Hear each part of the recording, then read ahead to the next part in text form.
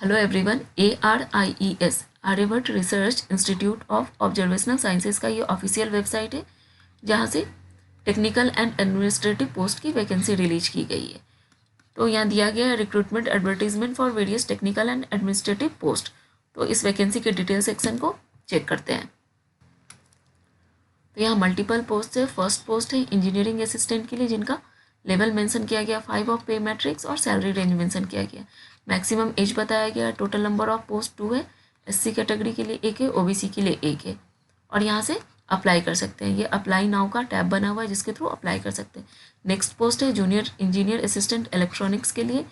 As बताया गया है। नंबर ऑफ पोस्ट EWS में 1 है, अनरिजर्व कैटेगरी में 2 है। अप्लाई नाउ के थ्रू अप्लाई कर सकते हैं। नेक्स्ट पोस्ट है junior engineer assistant electrical. Next junior scientific assistant के लिए 5th one personal assistant. 6th one multitasking staff के लिए MTS। 7th पोस्ट है MTS टेक्निकल के लिए। 8th है MTS टेक्निकल के लिए और 9th है junior officer on contract basis के लिए। तो यहाँ पे जितने भी वैकेंसीज दी गई है उसका डिटेल्स दिया गया है। तो फर्स्ट पोस्ट है इंजीनियरिंग असिस्टेंट के लिए जिनका लेवल मेंशन किया गया 5, एज है 27 मैक्सिमम और number of post 2, 1 for SC and other for OBC।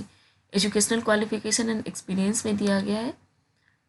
Engineering assistant के लिए फर्स्ट वन है एसेंशियल। तो एसेंशियल में बताया गया है कि डिप्लोमा होना चाहिए, 3 इयर्स डिप्लोमा इन इलेक्ट्रॉनिक्स और कंप्यूटर।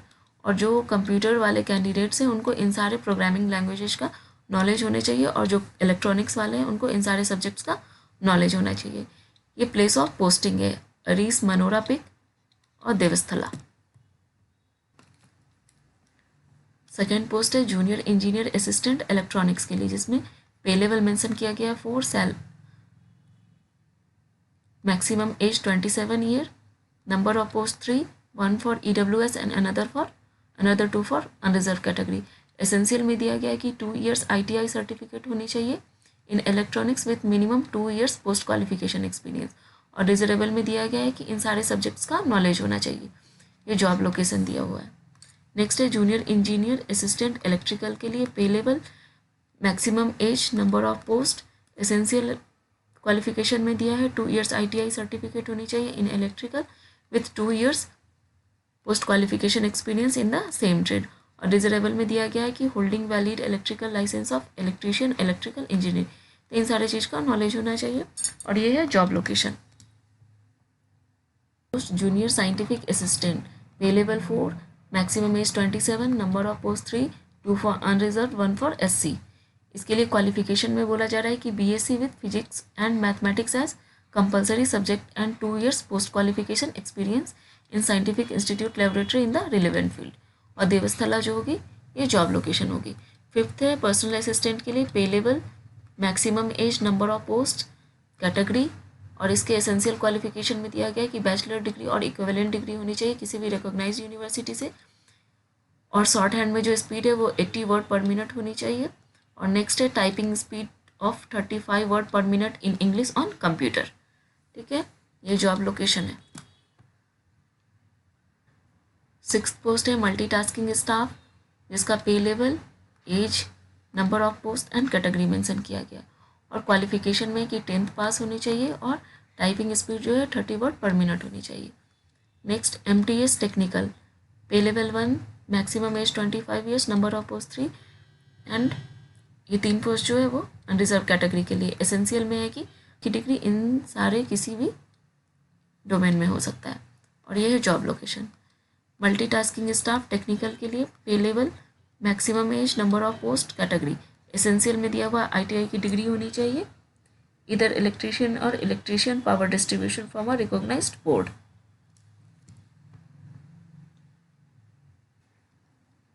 नाइन्थ पोस्ट है junior officer on contract basis पे है।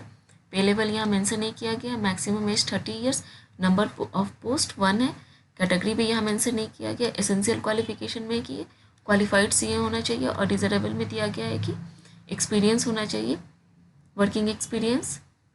डिजरेबल में दिया गया है experience of working in government PSU autonomous bodies in the relevant area. और ये जॉब लोकेशन है। नेक्स्ट नोट सेक्शन को देख लेते हैं। तो यहाँ दिया गया है कि interested and eligible candidates can download the detail notification. तो जो भी इंटरेस्टेड कैंडिडेट्स है वो डाउनलोड कर सकते हैं नोटिफिकेशन डिटेल्स को, जहाँ पे एलिजिबिलिटी क्राइटेरिया वगैरह मेंशन किया गया है। और इस एप्लीकेशन को ऑनलाइन ही अप्लाई कर सकते हैं by clicking the tab apply now. तो जहाँ वैकेंसी दी गई है उसके राइट साइड में अप्लाई नाउ का एक टैब बना हुआ है, उसके थ्रू अप्लाई कर सकते हैं। लास्ट डेट जो है इस फॉर्म को फिल करने का 28 फेब है और ये ऑफिशियल वेबसाइट है। नोटिफिकेशन का लिंक मैं डिस्क्रिप्शन बॉक्स में ऐड कर रही हूँ, तो वहाँ से कंप्लीट नोटिफिकेशन एलिजिबिलिटी क्राइटेरिया वगैरह चेक कर लें।